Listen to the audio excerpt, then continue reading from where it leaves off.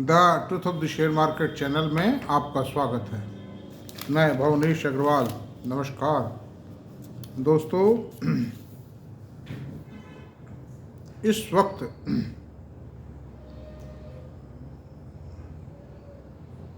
मंगल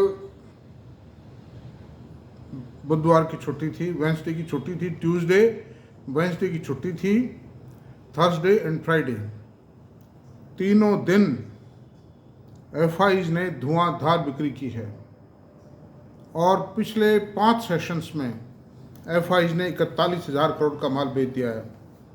उसके अगेंस्ट में डीआईज ने 39,000 करोड़ का माल खरीदा है। तो खरीद फरोख्त तो बराबर हो गई, लेकिन सवाल ये है कि सेंटीमेंट खराब हो गया मार्केट का। एफआई बेचते रहे हैं माल पिछले 5 सालों में और वो 5 लाख करोड़ के नेट सेलर हैं और एक साल में सन 22 में तो 2.5 लाख करोड़ का माल बेचा था उन्होंने। लेकिन इंडियन इन्वेस्टर बहुत मजबूत है, रिटेल इन्वेस्टर, बाज़ारों में पर्याप्त लिक्विडिटी है, म्यूचुअल फंडों के पास पर्याप्त फंडिंग पड़े हैं, कैश पड़ा हुआ है, तो कोई घबराने वाली बात नहीं। सवाल इस बात का ही है कि थोड़ा इनका इरादा क्या है। और ये चीन को जो इन्वेस्ट करने की बात है, मेरे गले नहीं उतरती है कि ये यहाँ का माल बेच के चाइना में इन्वेस्ट कर रहे हैं। चाहे उनके पास कोई कमी नहीं है पैसे की। आप देखिए, जहाँ वहाँ यूएस की एक कंपनी का मार्केट कैपिटलाइजेशन भारत के टोटल मार्केट कैपिटलाइजेशन के बराबर है, उस सूरत में उनको कहाँ परवाह है 2-5 लाख करोड़ रुपए यहाँ लगा दें, वहाँ लगा दें, कहीं भी बजट बढ़ा दें, घटा दें, क्या है? कुछ भी नहीं है, कोई फ़र्क नहीं पड़ता है। और इंडिया में आज की तारीख में growth and growth momentum will continue. तो ऐसी सूरत में मैं आपको ये थोड़ी सी बात मैंने इसलिए की है, कोई घबराए नहीं, आप सब कुछ ठीक हो जाएगा। घबराहट ही आदमी के, अगर आपका अच्छे शेयरों में इन्वेस्टमेंट है, जमी हुई कंपनियों में, well dividend profit growth oriented कंपनियों में, तो एटलीस्ट मोदी सरकार के रहते हुए कोई घबराने की ज़रूरत नहीं है। आप स्टैंड स्टिल अविचल होकर अपनी जगह खड़े रहिए। मैं आपको विश्वास दिलाता हूँ, मैं भी तो एक इन्वेस्टर हूँ आप ही की तरह से, मेरे पास भी बहुत मेहनत से कमाया हुआ पैसा है भाई। तो कोई घबराने की ज़रूरत नहीं। 1% भी घबरा करके कोई कच्चे पक्के शेयर हों उनको भी फ़िलहाल ना बेचें, बाद में बेचें मौका पा करके। अभी धुआंधार में, मतलब एक तरह से यूँ समझो कि तूफान आया हुआ है। मतलब तो अंडर दी सर्कमस्टेंसेस दोस्तों, मैं आपको एक ही बात बताऊंगा कि आज 2 बातें बताऊंगा मैं आज। एक तो बात बताऊंगा मार्केट की पल्स को, मार्केट की और मार्केट में लिस्टेड किसी भी शेयर की पल्स को कैसे चेक किया जाए। डॉक्टर जैसे करता है, पल्स रेट क्या है, बीपी क्या है ना। तो इन सब चीज़ों को चेक करेंगे। ऑक्सीजन लेवल क्या है, ये 3 चीज़ें डॉक्टर बैठते ही चेक करता है, मतलब किसी भी मरीज का। BP, pulse rate and oxygen level, these 3 things are essential. उसी तरह से शेयर बाजार के भी कुछ अवयव हैं, आधारभूत अवयव हैं। तो एक तो हम ये बताएंगे आपको आज कि how to check the pulse rate of the market, और अनदर थिंग, एक ऐसा शेयर बताएंगे जो एफडीआर से भी ज़्यादा सेफ है मेरे ख्याल से। तो लेकिन आप मेरे लिए ये मत समझ लेना कि मैं इस कंपनी का एजेंट हूँ। मतलब दोस्तों, मेरा कोई लेना देना नहीं है। मैं एक स्वतंत्र इन्वेस्टर हूँ जो थोरोली स्टडी करता हूँ, मेरा खुद का पैसा लगाता हूँ बाज़ारों में, और पहले ज़्यादातर शेयरों में पहले मेरा पैसा लगाता हूँ, फिर मैं आपको सजेस्ट नहीं, वो भी एनालिसिस देता हूँ, रिकमेंड नहीं करता हूँ।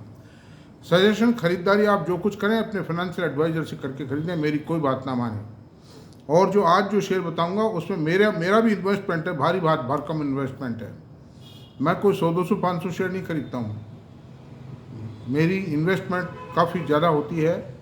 तो पहले मैं फंसता हूँ, फिर मैं औरों को कहता हूँ भाई देख लो, ऐसी बात है, ये पोजीशन है इस शेयर की, और वो भी ये कहता हूँ आप अपने फाइनेंशियल एडवाइजर से राय लें। मेरा काम एजुकेशन एंड ट्रेनिंग है, मेरा काम रिकमेंड देना नहीं है, किसी ऑपरेटर के शेयर बिकवाना नहीं है, कोई कंपनी के शेयर बिकवाना नहीं है, कोई झूठी सिफारिश करना नहीं है। I am just like Ganga water, पवित्रता के साथ मैं काम करता हूँ, मेरा कोई स्वार्थ नहीं। मेरा ऑब्जेक्ट है स्मॉल इन्वेस्टर के पूंजी की रक्षा करने का प्रयास करना, दैट्स ऑल। अब चलते हैं, तो पल्स रेट को आप कैसे चेक करेंगे। पल्स रेट को चेक करने के तरीके हैं, सूक्ष्म बताएंगे, ज़्यादा नहीं लेंगे। और वो इसलिए बता रहा हूँ कि मार्केट के प्रति कई प्रकार की अफवाहें आएंगी कि सब बाजार ध्वस्त हो गया, अखबार छापेंगे 2 लाख करोड़ रुपए का एक ही दिन में नुकसान हो गया बाजार में, 4 लाख करोड़ का हो गया। उन सब बातों के कारण मुझे बताना पड़ रहा है कि कहीं आप घबरा करके बेच ना दें अच्छे शेयरों को। मत कितनी मेरा 42 साल का कैरियर में कितनी मंदियाँ आई, कितनी तेजियाँ आई और हवा के बादल की तरह से निकल गई। जो इन्वेस्टर थे वो अपनी जगह जो खड़े रहे, उन्होंने पैसा पाया। तो खैर दोस्तों, एक तो ये देखिए कैसे चेक करना है। एक तो चार्ट को देखें कि 100 डेज, 200 डेज, 365 यानी 52 weeks, 2 years, life time share का लेवल क्या है। अगर लाइफ टाइम में सबसे लोएस्ट पे चला गया तो इसका मतलब कोई मोटी गड़बड़ है उस शेयर में। दूसरी बात है 100 डेज से भी नीचे चला गया तो थोड़ा सा उसमें एक लॉन्ग कंसोलिडेशन है। 200 डेज से चला गया तो भी लॉन्ग कंसोलिडेशन है। अगर 30 डेज एवरेज से नीचे गया तो कोई घबराने की बात नहीं है। घबराने की 100 डेज में भी नहीं है। अगर शेयर के फंडामेंटल गवर्नमेंट पॉलिसीज़ को देखिए कि गवर्नमेंट को ही इस सेक्टर के प्रति या इस कंपनी के प्रति कोई ऐसी नीति तो नहीं ले आई है जो कि इस कंपनी के फंडामेंटल्स को अफेक्ट करती है। और बाज़ार के हालात को देखिए कि बाज़ार लगातार टूटता तो नहीं चला गया है। ओवरऑल हर एवरी मतलब म्यूचुअल फंड सेलर हों, एफआई सेलर हों, डीआई सेलर हों उस सेक्टर के अंदर, उस कंपनी में या मार्केट एज होल में, तो भी खतरा है बाज़ार में। ऐसा कोई हालात नहीं है अभी मतलब। दूसरी बात है सरकार की आर्थिक नीतियां देखिए आप। गवर्नमेंट शेयर बाजार के प्रति, उद्योग और व्यापार के प्रति क्या नीतियां रख रही है। The present policies of the government are very dynamic, they are growth oriented policies. उसी का परिणाम है कि सन 2014 में 4% पर यूपीए सरकार छोड़ के गई थी और 7.5% के आसपास आज माहौरिंग कर रहे हैं जीडीपी के अंदर।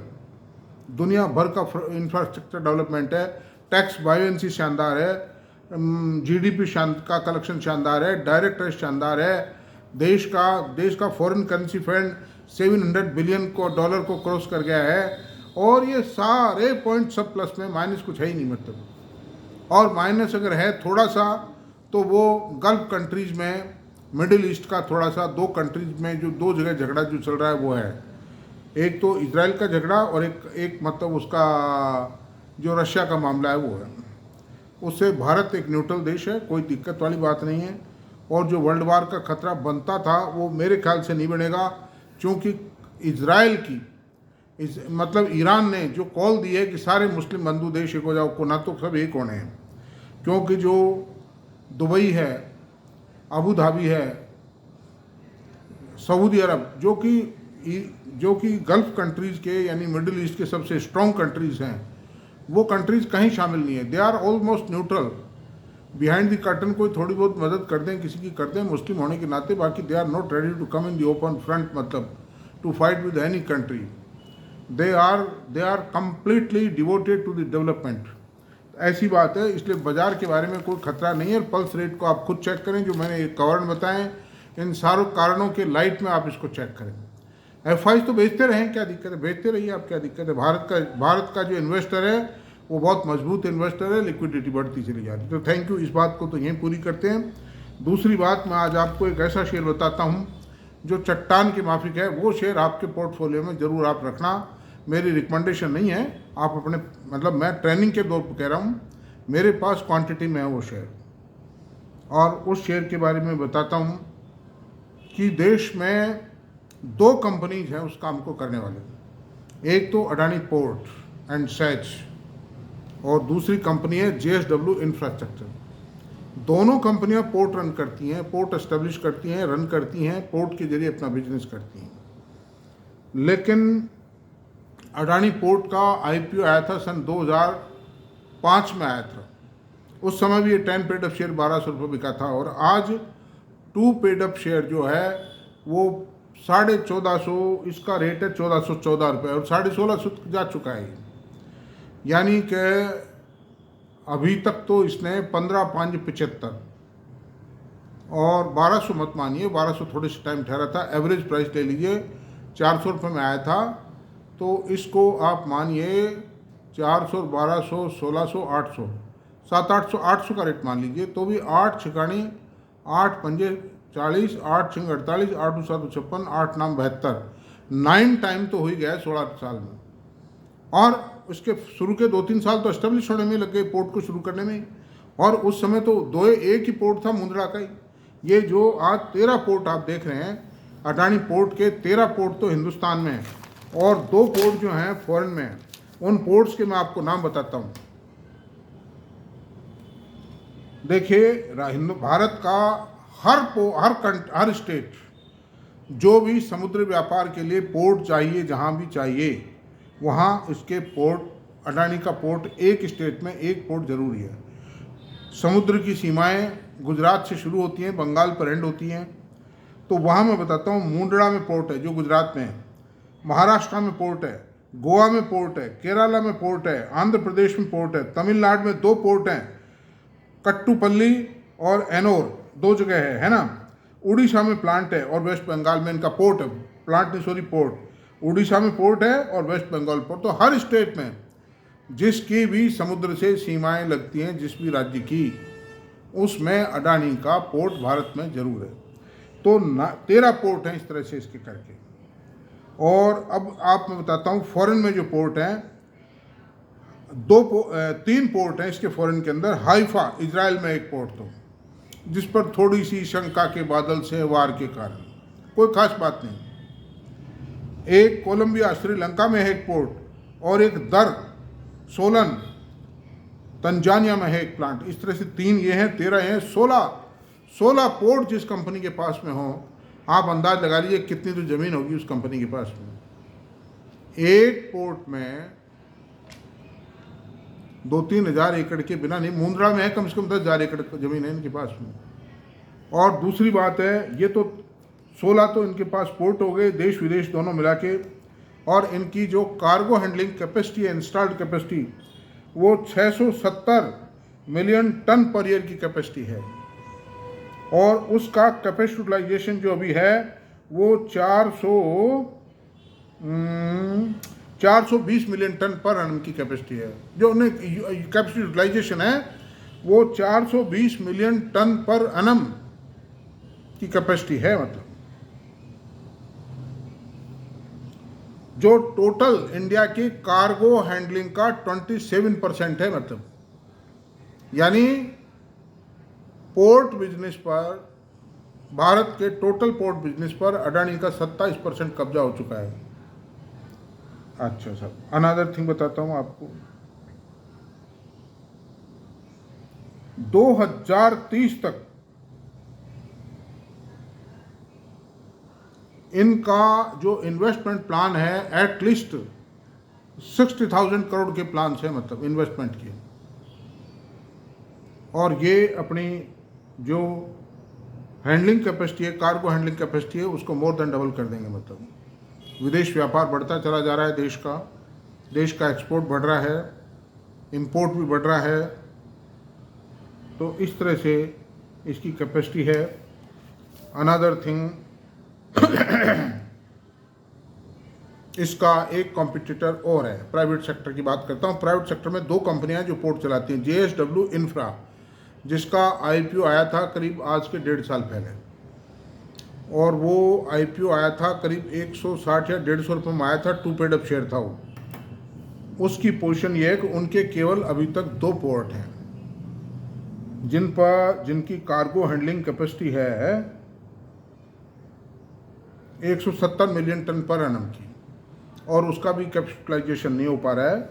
उनके प्लान्स जरूर हैं। JSW ग्रुप भी बहुत स्ट्रॉन्ग ग्रुप है, सज्जन जिंदल साहब का ग्रुप है, बहुत प्रगतिशील ग्रुप है, लेकिन आया भी वो अभी है, अभी शुरू ही किया है उन्होंने।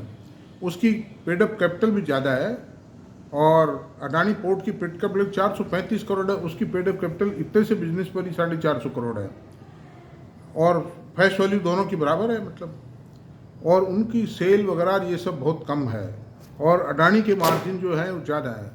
ये एक ऐसा बिजनेस है, मैं समझता हूँ, जो सर्विस सेक्टर में भी, अगर सर्विस सेक्टर को भी लें तो 50% से ऊपर का ऑपरेटिंग मार्जिन है इनका, मतलब पोर्ट्स का। ऐसी सूरत में दोस्तों आप समझिए कितनी चांदी बनाई गई। अब इनके डाटाज पर चलते हैं हम। इनके टाइम होता है, डाटाज बोलते हैं। आप लोग टाइम कम देते हो इसलिए मैं कम बता पाता हूँ, वरना मैं बहुत ज़्यादा बातें बता सकता हूँ। मैं किसी भी शेयर की बहुत थोरो स्टडी करके, कंप्लीट कंपाइलेशन करके बात बोलता हूँ, मतलब मैं तो खैर उस पर टाइम नहीं जाएंगे। अडानी पोर्ट का मार्केट कैपिटलाइजेशन 3,05,379 करोड़ रुपए है। प्राइस प्रेजेंट में 1414 रुपये है, जो 1621 तक जा चुकी है, और एक साल के अंदर 754 से 1621 की यात्रा पूरी की है इसने, यानी डबल हो गया, करीब करीब मोर देन डबल। और आने वाले सालों में भी दोस्तों मैं नहीं समझता कि ये शेयर इन्वेस्टर की जेब नहीं भरेगा, मालो माल करेगा इन्वेस्टर को। Another thing, price earning ratio क्या है, 30 का पी रेशियो है, उसका JSW का 61 का पी रेशियो है, उसका JSW का मार्केट कैप 69,500 करोड़ है, जो इसका 20% ही है टोटली इसके मुकाबले। और ये तो जब उसका पी रेशियो 61 है, इसका 30 ही है, ये तो पी रेशियो कम है अडानी का, तो JSW का पी रेशियो डबल है भाई। कंपेयर करके बता रहा हूँ मैं आपको, कहीं फंस मत जाना। और हो तो आपके पास अगर पोर्ट के शेयर रखने हो ना, तो आप JSW को बेच के अडानी पोर्ट खरीद लीजिए। ये मेरी ओपन एडवाइस है, मतलब आप अपने फाइनेंशियल एडवाइजर से जरूर बात कर लेना। मेरी कोई मतलब ऐसा नहीं कोई हार्ड में, तो मैंने एक सजेशन या एक स्टडी है, मेरी फाइंडिंग है ये है। Thank you. तो बुक वैल्यू 244 है, JSW की बुक वैल्यू 38 रुपये 20 पैसे है, डिविडेंड यील्ड 0.42 अडानी की है ये, और JSW की 0.17% है डिविडेंड यील्ड की। ROCE 12.9 अडानी की है, और JSW की है 16.4। ये ज़्यादा है, लेकिन ये कोई माने नहीं रखती, ये कोई बैरोमीटर नहीं हो सकता किसी कंपनी की परफॉर्मेंस का सॉलिड। मतलब ROE रिटर्न ऑन इक्विटी 18.1% है, JSW की 19% है। फेस वैल्यू दोनों की 2 रुपये है। अब आते हैं अपन असली चीज़ पर, अडानी पोर्ट की परफॉर्मेंस क्या है क्वार्टरली और एनुअली।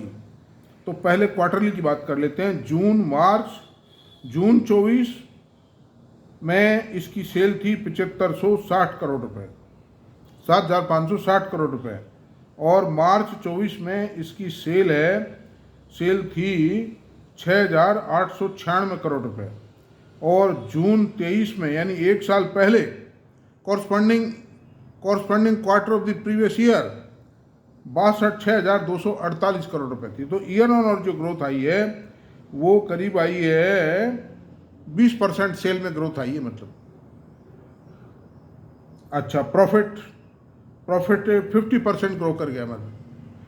भाई जो खर्चा है वो तो उतना ही है, बाकी जो सेल होगी, जो भी सेल बढ़ेगी वो प्रॉफिट ही प्रॉफिट है सारा ही मतलब। और नेट प्रॉफिट कितना है देखो मैं आपको बताता हूँ। नेट प्रॉफिट मार्जिन है 7560 3160 बटा 7560, 41% का आफ्टर टैक्स प्रॉफिट मार्जिन है, जो हिंदुस्तान की किसी भी इंडस्ट्री में नहीं है मतलब। 41% का आफ्टर टैक्स मार्जिन है अडानी पोर्ट एंड सेज का, which no company is having in India in any sector in any business. This is the money spinning business. एक बार एस्टेब्लिश हो जाए बस फिर चांदी है। और इतनी असेट्स हैं कंपनी पर, मात्र कर जाए 49,000 करोड़ का। और जो कंपनी आज आप देखिए 12,000 करोड़ रुपए का प्रॉफिट कम से कम आएगा इस साल, उस प्रॉफिट के होते 48,000 का जो कर्जा है वो क्या माने रखता है। और कंपनी को जो फर्दर एक्सपांशन करने हैं वो इंटरनल एक्टिविटी से कर लेगी, इसको बोरोइंग की जरूरत ही नहीं पड़ेगी मतलब। फिर शेयर की प्राइसेज इतनी हाई हो जाएंगी कि उस पर 110 का राइट दे, मान लो 40 करोड़ रुपए की इक्विटी बढ़ाए ना, 20,000 करोड़ रुपए इकट्ठे हो जाते हैं इसके पास। 20,000 30,000 करोड़ मैंने कैलकुलेशन नहीं की है, लेकिन क्योंकि जितना हाई प्राइस शेयर होगा कंपनी की बोरो मतलब मार्केट से पैसा उठाने की कैपेसिटी उतनी ज़्यादा होगी। शेयर होल्डर्स भी ओब्लाइज, राइट इशू दीजिए थोड़ा सा कम रेट पर, 25% कम पे। शेयर होल्डर्स भी खुश, कंपनी भी खुश, एंड एवरीबडी इज हैप्पी। अच्छा, अब क्वार्टरली बात करते हैं।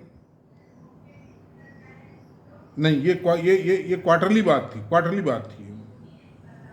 अब एनुअल बात करते हैं। साल का टर्नओवर था सन 23 का, FY 23 का टर्नओवर था 20,852 करोड़ रुपए, और इस साल TTM ट्रेलिंग 12 मंथ्स का जो टर्नओवर है, सेल है 28,000 करोड़ रुपए। There is a 40% growth around the year. Latest June quarter में भी जंप खा गया ये मतलब। TTM में जून क्वार्टर का भी रिजल्ट शामिल है मतलब।